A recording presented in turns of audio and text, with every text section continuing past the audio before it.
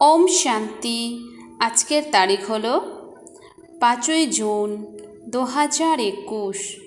প্রাত মুরলি ওম শান্তি, বাপ দাদা মধুবন। আজকের মুরলিতে বাবা বলেছেন, মিষ্টি বাচ্চারা সম্পূর্ণ উত্তরাধিকার গ্রহণ করার জন্য এক বাবার সাথে ভালোবাসা রাখো। কোনো দেহধারীর প্রতি তোমাদের ভালোবাসা থাকা উচিত নয়। তো বাবা বলেছেন যে সম্পূর্ণ উত্তরাধিকার গ্রহণ করার জন্য আমাদের এক শিব বাবার প্রতি ভালোবাসা রাখতে হবে। কোনো দেহধারীর প্রতি ভালোবাসা থাকা উচিত নয়। যদি কোনো দেহধারীর প্রতি আমাদের ভালোবাসা থাকে তাহলে সেই দেহধারীকে বারবার করে আমাদের স্মরণে আসবে, বাবার ইয়াদ আমাদের টিকে থাকবে না। তার জন্য বাবা বলেছেন যে তোমরা এক বাবাকে স্মরণ করো, এক বাবাকে ভালোবাসো, তবে আমরা সম্পূর্ণ উত্তরাধিকার প্রাপ্ত করতে পারব। প্রশ্নতে বাবা বলেছেন, যারা দেবী সম্প্রদায়ের হবে তাদের সামনে কোন কথাগুলি বারবার শোনাতে হবে। তো বাবা বলেছেন, যারা দেবী সম্প্রদায়ের হবে তাদের সামনে কোন কোন কথা আমাদের বারবার শোনাতে হবে। উত্তর, যখন তোমরা তাদের বলবে বাবাকে স্মরণ করলে বিকর্ম বিনাশ হয় আর দেবী দেবতা ধর্মের স্থাপনা হয়, তখন এই কথাগুলি তাদের মনে প্রতিধ্বনিত হতে থাকবে। তাদের বুদ্ধিতে আসবে যে আমাদেরও দেবতা হতে হবে, সেই জন্য আমাদের খাদ্য পানীয় শুদ্ধ হওয়া উচিত। তো বাবা বলেছেন, যখন তোমরা তাদের বলবে বাবাকে স্মরণ করো, তবেই আমাদের বিকর্ম বিনাশ হবে আর দেবী দেবতা ধর্মের স্থাপনা হবে। তখন বাবা বলেছে এই কথাগুলি তাদের প্রতিধ্বনিত হতে থাকবে। তাদের বুদ্ধিতে এটাই আসবে যে আমাদেরও সেই দেবতা হতে হবে। তার জন্য দেবী দেবতা হতে হলে আমাদের খাদ্য পানীয় শুদ্ধ হতে হবে, কারণ দেবী দেবতারা কখনো নোংরা খাবার, ছিছি খাবার খায় না। গীত বাবা বলেছেন, ভোলানাথের মতো অনন্য কেউ নেই। ভোলানাথ সে নিরালা আর কই নেই। ওম শান্তি। ভোলানাথের বাচ্চারা শুনছে। কার থেকে শুনছে? ভোলানাথের কাছ থেকে। শিবকে বলা হয় ভোলানাথ। ভোলানাথের বাচ্চা অর্থাৎ শিবের সন্তান। ভোলানাথের বাচ্চা মানে শিব বাবার আর এক নাম হচ্ছে ভোলানাথ। তোমরা ভোলানাথের বাচ্চা মানে শিব বাবার সন্তান। আত্মারা এই কান দিয়ে শুনছে। বাচ্চারা, তোমরা এখন আত্ম অভিমানী হয়েছ। বাচ্চা টেপ রেকর্ডারের মুরলি শুনেও মনে করে যে শিব বাবা আমাদের নিজ পরিচয় দিচ্ছেন, আমি সর্ব আত্মাদের পিতা, যাকে তোমরা পরম পিতা পরমাত্মা অর্থাৎ পরমাত্মা বলে থাকো, তাকে ফাদারও বলা হয়। কে বলে উনি ফাদার? আত্মা বলে। আত্মা এখন জ্ঞান প্রাপ্ত করেছে, আর কোনো মানুষ মাত্রেরই এই জ্ঞান নেই। আমরা আত্মাদের দুই পিতা, একজন সাকার একজন নিরাকার। তো আমাদের আত্মাদের হলো দুই পিতা, এক সাকার আর একজন হলো নিরাকার। পরম পিতা ছাড়া এই জ্ঞান আর কেউ দিতে পারে না। বাবা ছাড়া আর কেউ জিজ্ঞাসাও করতে পারে না। বাবাই জিজ্ঞাসা করেন, তোমরা যে পরমপিতা পরমাত্মা গড ফাদার বলো, কার জন্য বলো? লৌকিক পিতার জন্য বলো নাকি পারলৌকিক পিতার জন্য বলো? লৌকিক পিতাকে কি গড ফাদার বলবে? বাবা বলছে যে লৌকিক পিতা মানে যে আমাদের জন্মদাতা পিতা, দেহধারী পিতা, তাকে কি আমরা গড ফাদার বলবো?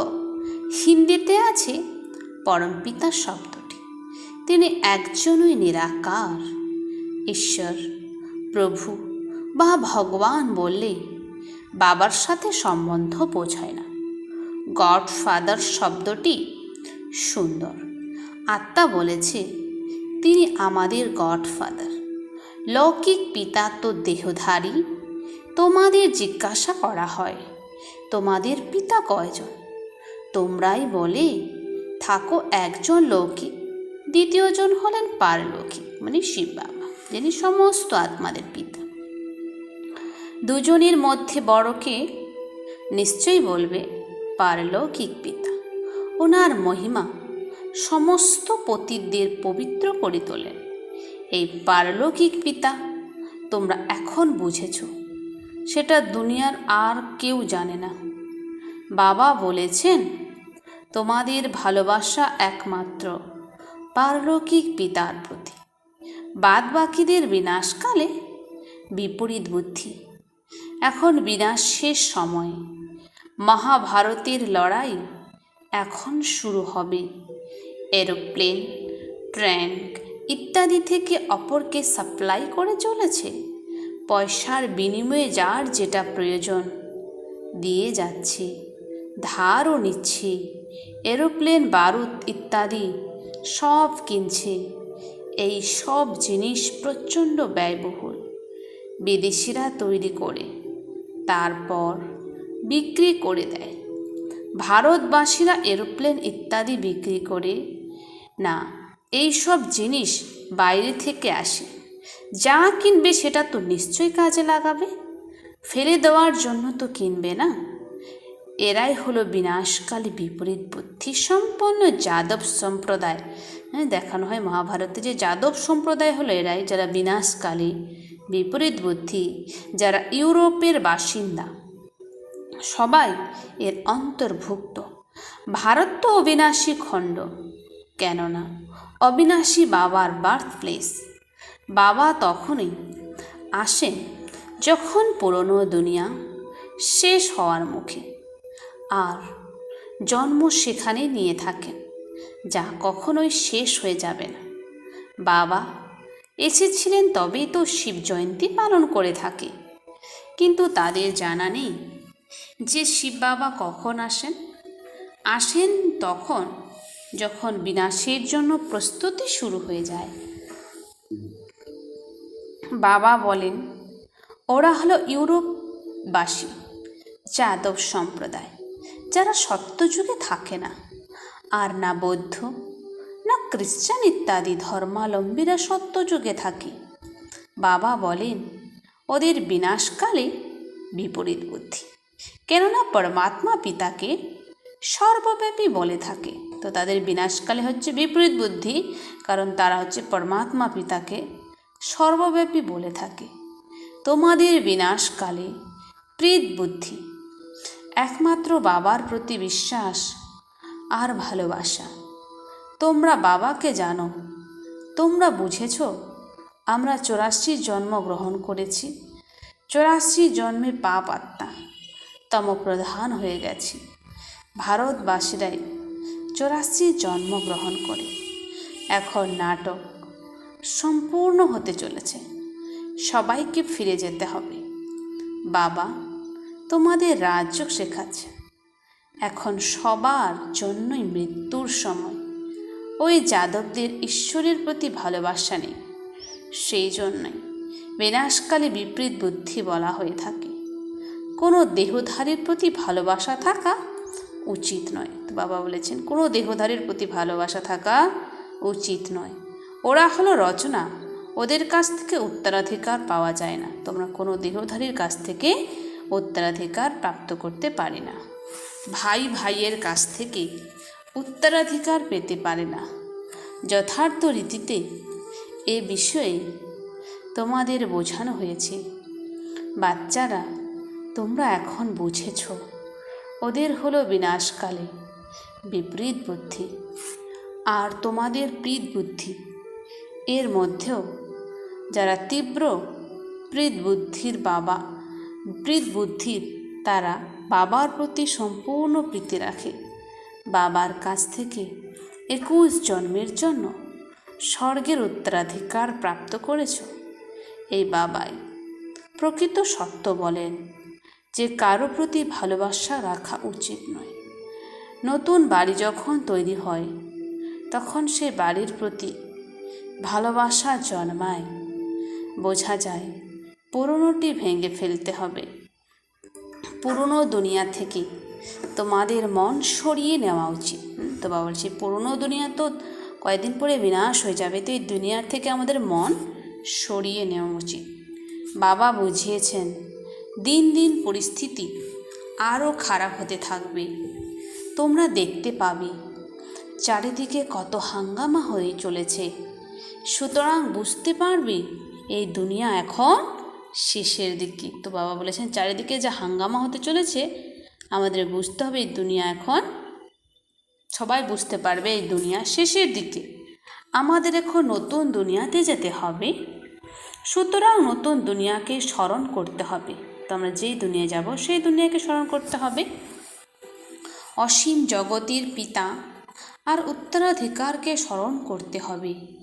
অন্য কাউকে স্মরণ করলে কিছুই পাওয়া যাবে না। মানুষ ভক্তি মার্গে কত স্মরণ করে থাকে। মা বাবা বন্ধু আত্মীয় পরিজনদের স্মরণ করার সাথে সাথে দেবী দেবতাদেরও স্মরণ করে থাকে। গঙ্গায় স্নান করে তাকে পতিত পাবনী বলে থাকি। গঙ্গা নদীকে বলে পতিত পাবনী। সে গঙ্গায় স্নান করলে নাকি আমরা পতিত থেকে মানে অপবিত্র থেকে আমরা পবিত্র হয়ে যাব। কিন্তু সে পতিত পাবন গঙ্গার জল তোমাদের শরীরকে পবিত্র করে, আত্মাকে তো করে না। না, শরীরে নোংরা যাবে কিন্তু আমাদের এক শিব বাবার স্মরণে আত্মা পবিত্র হতে পারবে। দেখানো হয়েছে তীর মারার সাথে সাথে গঙ্গা নির্গত হয়েছে। মৃত্যুর সময় গঙ্গার জল মুখেও দিয়ে থাকে। মনে করা হয় সামান্য গঙ্গা জল পেলেও মুক্তি লাভ হবে। বাবা বলেন এটাই জ্ঞান। তো এই জ্ঞানের কথা বলেছে, সে গঙ্গার জলের কথা নয়। তো এই জ্ঞান যে লাভ করবে সে মুক্তি লাভ করতে পারবে, সে গঙ্গার জল পান করে। তোমরা সামান্য জ্ঞান শুনলেও তার ফল পাবে। তো বাবা বলছেন এই বাবার এই জ্ঞান যদি কেউ সামান্য শুনে তবুও সে ফল পাবে। এই জ্ঞান শোনার বিষয়, অমৃত পান করার বস্তু নয়। এ হলো নলেজ। এমনটা ভেবো না যে ভোগের দিন তোমাদের অমৃত পান করানো হয়, ওটা শুধুই মিষ্টি জল। এ হলো জ্ঞানের কথা। জ্ঞান অর্থাৎ বাবা আর সৃষ্টির আদি মধ্য অন্তকে জানা। এই সৃষ্টি চক্র কিভাবে ঘোরে, কারা 84 জন্ম নিয়ে থাকে। যারা দেবতা ছিল তারাই 84 জন্ম ভোগ করে পতিত হয়ে যায়। বাবা এসে তারপর কাঁটার থেকে ফুলে পরিণত করেন। মানুষ দেহ অভিমানে এসে 5 বিকারে ফেসে যায়। এখন হলো রাবণ রাজ্য। সত্যযুগ ছিল দেবী রাজ্য। শিব বাবাই স্বর্গের রচয়িতা। সূর্যবংশ লক্ষ্মী নারায়ণের রাজ্য ছিল তোমরা জানো। এখন আবার স্থাপনা হচ্ছে। তোমাদের বিনাশকালে প্রীত বুদ্ধি, সেই জন্যই বিজয়ী হও। সম্পূর্ণ বিশ্বের উপর তোমরা বিজয় প্রাপ্ত করে থাকো। এটাই যথার্থ রীতিতে স্মরণ রাখতে হবে। তোমরা ভারতবাসী যারা এখন কলিযুগে আছো তারাই পবিত্র হয়ে স্বর্গে যাবে। পুরনো দুনিয়াকে ত্যাগ করতে হবে। এই যে বিকারগ্রস্ত সম্বন্ধ একেই বন্ধন বলে। তো বিকারগ্রস্ত সম্বন্ধকেই বাবা বলেছেন বন্ধন, যারা আমাদের দুঃখ দেয়। তোমরা বিকারী বন্ধন থেকে বেরিয়ে নির্বিকারী সম্পর্কের মধ্যে প্রবেশ করতে চলেছ। এর পরবর্তী জন্মে তোমরা বিকারী বন্ধনে জড়াবে।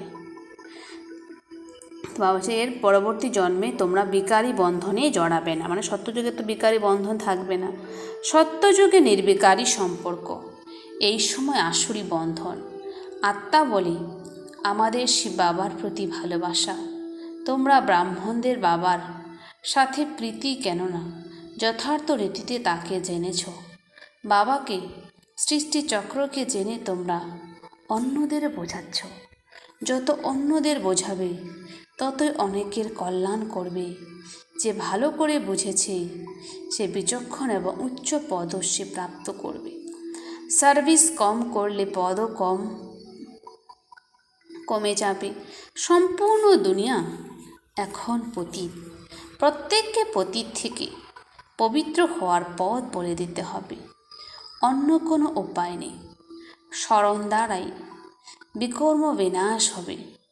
যে দেবী সম্প্রদায়ের হবে তার এই কথাগুলি অন্তর মনে গুনগুন করবে, বুঝবে এ তো ঠিক কথাই, আমরাই দেবী দেবতা হই, সুতরাং আমাদের ভোজন শুদ্ধ হওয়া উচিত। দেবী গুণ এখানেই ধারণ করতে হবে, সর্বগুণ সম্পন্ন হতে হবে। তোমরা এখন হতে চলেছ এই লক্ষ্মীনারায়ণ দেবী দেবতা। এদের যখন ভোগ দেওয়া হয় তখন কি সিগারেট ইত্যাদি ভোগে দেওয়া হয়? তো বলছেন লক্ষ্মীনারায়ণ দেবী দেবতাকে যখন আমরা ভোগ লাগাই, তাদেরকে কি আমরা সিগারেট ইত্যাদি ভোগ লাগাই? সিগারেট খায় যারা, তারা উচ্চ পদ পেতে পারে না। তো বাবা বলছে বাবার জ্ঞান পেয়েও যারা সিগারেট খায় তারা উচ্চ পদ পেতে পারে না। সিগারেট কোনো দেবী বস্তু নয়। সিগারেট খেলে বা রসুন পেঁয়াজ ইত্যাদি খেলে আরও নিচে নেমে যাবে। তো যারা সিগারেট খাবে, রসুন পেঁয়াজ খাবে, তারা আরও নিচে নেমে যাবে। বলে থাকে এসব ছাড়লে শরীর খারাপ হয়ে যায়। তো তারা বলে যদি আমরা রসুন পেঁয়াজ না খাই তাহলে শরীর খারাপ হয়ে যাবে। বাবা বলেন শিব বাবাকে স্মরণ করো, এই সব অভ্যাস ছেড়ে দিলে তোমাদের সদ্গতি হবে। এই যদি অভ্যাসগুলো আমরা ছেড়ে দিই তাহলে আমাদের সদ্গতি হবে। সিগারেট খাওয়ার অভ্যাস অনেকের মধ্যে আছে। বোঝানো হয় দেবতাদের এইসব দ্রব্য কখনোই ভোগে দেওয়া হয় না, সুতরাং এদের মধ্যে তোমাকে এখানেই হতে হবে। ছিছি জিনিস খেলে তার গন্ধ বাইরে বেরিয়ে আসে। যারা ছিচি খায় তাদের গন্ধ বাইরে বেরিয়ে আসে। সিগারেট বা মদ্যপান করে যারা দূর থেকে গন্ধ পাওয়া যায়। বাচ্চারা, তোমরা হলে ঈশ্বরীয় সন্তান, এটাই তোমাদের সর্বোত্তম জন্ম। দেবতাদের থেকেও তোমরা উত্তম, তোমাদের অন্যদেরও উত্তম করে তুলতে হবে। এ হলো অসীম জগতের পিতার মিশনারি। খ্রিস্টান মানুষদের মিশনারি হয় না, নিজেদের খ্রিস্টান ধর্মে অনেকেই কনভার্ট করে থাকে। এ হল ঈশ্বরীয় মিশনারি। তোমরা শূদ্র থেকে ব্রাহ্মণে পরিণত হয়েছ, তারপর দেব দেবীতে পরিণত হও।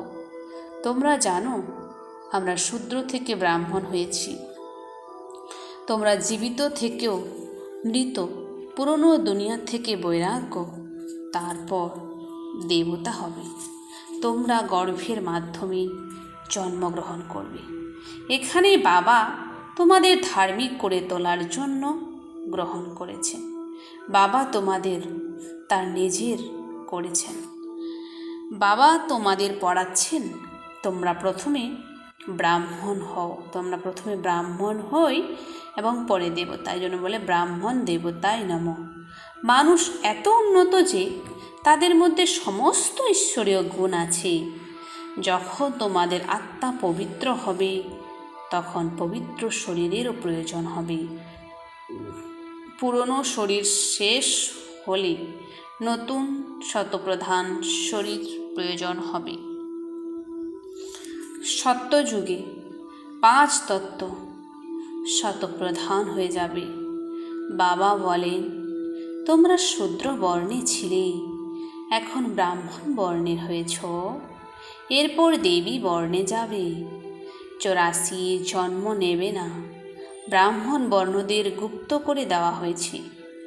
এখন বাবা শূদ্র থেকে ব্রাহ্মণ, তারপর দেবতা করে তোলেন। ব্রাহ্মণরা শীর্ষস্থানীয়। তোমরা এখন ব্রাহ্মণ, তারপর দেবতা এবং তারপর ক্ষত্রিয় এবং আবার ব্রাহ্মণ হয়ে উঠবে। বাদরের খেলা না, শুধু ডিগবাজি খাওয়া, একেই বলে চক্র। এখন তোমরা ব্রাহ্মণ বর্ণে, এই নলেজ এখনকার জন্য, তারপর প্রারব্ধ ভোগ করবে। সত্যযুগে সুখে থাকবে। 21 জন্ম নম্বর অনুসারে এই সময়ের পুরুষার্থ অনুযায়ী কেউ রাজ পরিবারে, কেউ প্রজার ঘরে যাবে। রাজ ঘরানায় অগাধ সুখ, তারপর ধীরে ধীরে কলা কম হতে থাকবে। তোমরা 84 জন্মের জ্ঞান পেয়েছ, স্মৃতি এসেছে। বাবা এসে বোঝান মিষ্টি মিষ্টি বাচ্চারা, তোমাদের এখন 84 জন্ম সম্পূর্ণ হয়েছে। কেউ কেউ 84 জন্ম, 80 বা 50 বা 60 জন্মও নিয়েছে। সবচেয়ে বেশি সুখ তোমরা ভারতবাসীরা দেখে থাকো। এই ড্রামায় তোমাদের নাম প্রসিদ্ধ, দেবতাদের থেকেও তোমরা উচ্চ। তোমরা জানো আমরাই পূজ্য হয়ে উঠি। সত্যযুগে আমরা কাউকে পূজা করি না, না কেউ আমাদের পূজা করে। ওখানে আমরাই পূজ্য। তারপর ধীরে ধীরে কলা কম হতে থাকে। আমরাই পূজ্য থেকে পূজারী হয়ে মাথা নত করি। তারপর থেকে আমরা পূজারী হতে শুরু করি। শেষে গিয়ে সবাই ব্যভিচারী হয়ে যায়। ব্যভিচারী মানে অনেককে যে পুজো করবে তাকে বলে ব্যভিচারী। এই শরীর 5 তত্ত্বের তৈরি, তাকে যখন কেউ বসে পূজা করে বলা হয় ভূত পূজা। প্রত্যেকের মধ্যে 5 ভূত আছে। তো 5 ভূত মানে 5 বিকারকে, কাম ক্রোধ লোভ অহংকার 5 বিকারকে বলা হয় 5 ভূত। দেহাভিমানের ভূত, তারপর কাম ক্রোধের ভূত। ভূত সম্প্রদায় বলো বা আসুরি সম্প্রদায় বলো, একই কথা। বাবা এসে তারপর দেবী সম্প্রদায় গড়ে তোলেন। বাবা আসেন ভূত থেকে ছাড়িয়ে নিজের সাথে যোগযুক্ত করে দেবতা করে তুলতে। গুরু নানকও মহিমা করে বলেছেন, পরমপিতা পরমাত্মা মানুষকে দেবতা বানিয়েছেন, তিনি পতিতদের পবিত্র করে তোলেন।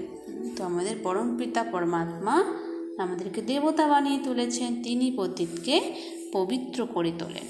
আচ্ছা, মিষ্টি মিষ্টি হারানিধি বাচ্চাদের প্রতি মাতা পিতা বাপ দাদার স্মরণে স্নেহ সুমন আর সুপ্রভাত।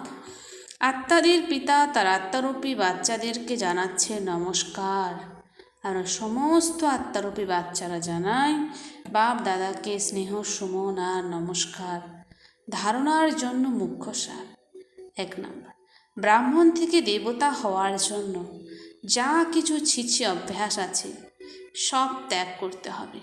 শূদ্রদের ব্রাহ্মণ ধর্মে কনভার্ট করে দেবতা করে তোলার জন্য ঈশ্বরীয় মিশনের কাজে সহযোগী হতে হবে। তো ব্রাহ্মণ থেকে দেবতা হওয়ার জন্য আমাদের যা কিছু ছিছি অভ্যাস আছে সেগুলোকে ত্যাগ করতে হবে। শূদ্র থেকে আমাদের ব্রাহ্মণ ধর্মে কনভার্ট করে দেবতা করে তোলার জন্য আমাদের ঈশ্বরীয় যে মিশনের কাজে আমাদের সহযোগী হতে হবে। মদ, সিগারেট বা যা কিছু খারাপ অভ্যাস আছে তা দূর করতে হবে। 2 নম্বর, এই বিনাশের সময় শুধু এক বাবার প্রতি প্রকৃত ভালোবাসা রাখতে হবে। পুরনো বাড়ি ভাঙতে চলেছে, সেই জন্য এখান থেকে মনকে সরিয়ে নতুন নির্মাণের দিকে চলতে হবে। তাই বিনাশের সময় এক বাবার প্রতি ভালোবাসা রাখতে হবে। বাবা বারবার বলেছেন আজকে মুরলিতে, পুরনো বাড়ি ভাঙতে চলেছে, এই কারণে পুরনো দুনিয়া এখন বিনাশের দিকে, তাই এই দুনিয়ার প্রতি মন সরিয়ে নতুন নির্মাণের দিকে জড়তে হবে। বরদান, শ্রেষ্ঠ বৃত্তির দ্বারা প্রবৃত্তির প্রগতি সাধনকারী সদা সমর্থবান ভব। স্পষ্টীকরণ, প্রবৃত্তি মার্গে প্রথমে বৃত্তির দ্বারাই তোমরা পবিত্র বা অপবিত্র হয়ে থাকো। যদি বৃত্তিকে সবসময় এক বাবার সাথেই জুড়ে দাও, এক বাবা দ্বিতীয় কেউ নয়, এমনই উচ্চ বৃত্তি থাকলে প্রবৃত্তির উপায় হয়ে যাবে। বৃত্তি যদি উচ্চ আর শ্রেষ্ঠ হয় তবে চঞ্চলতা আসতে পারে না। তো আমাদের বৃত্তি যদি উচ্চ এবং শ্রেষ্ঠ হয় তাহলে চঞ্চলতা আসতে পারে না। এমন ওই শ্রেষ্ঠ বৃত্তির দ্বারা প্রগতি করতে পারলেই গতি সদ্গতি সহজেই প্রাপ্ত হবে। তারপর সব কমপ্লেন অভিযোগ কমপ্লিট সমাপ্ত হয়ে যাবে। তো আমাদের শ্রেষ্ঠ বৃত্তির দ্বারা আমরা প্রগতি করতে পারবো, গতি সদ্গতি সহজেই আমাদের প্রাপ্ত হবে। তারপর আমাদের যত কমপ্লেন অভিযোগ সেগুলো কমপ্লিট মানে সমাপ্ত হয়ে যাবে। স্লোগান, যদি পবিত্রতা স্বপ্ন এতটুকু নাড়িয়ে দেয় তবে এর অর্থ তোমাদের বিশ্বাসের ভিত দুর্বল। তো যদি পবিত্রতার স্বপ্নই যদি একটুকু নাড়িয়ে দেয় তবে এর অর্থ হলো আমাদের বিশ্বাসের যে ভিত সেটা হচ্ছে শক্তিশালী নয়, সেটা হচ্ছে দুর্বল। ওম শান্তি। ধন্যবাদ বাবা আজকের এই মিষ্টি মুরলির জন্য।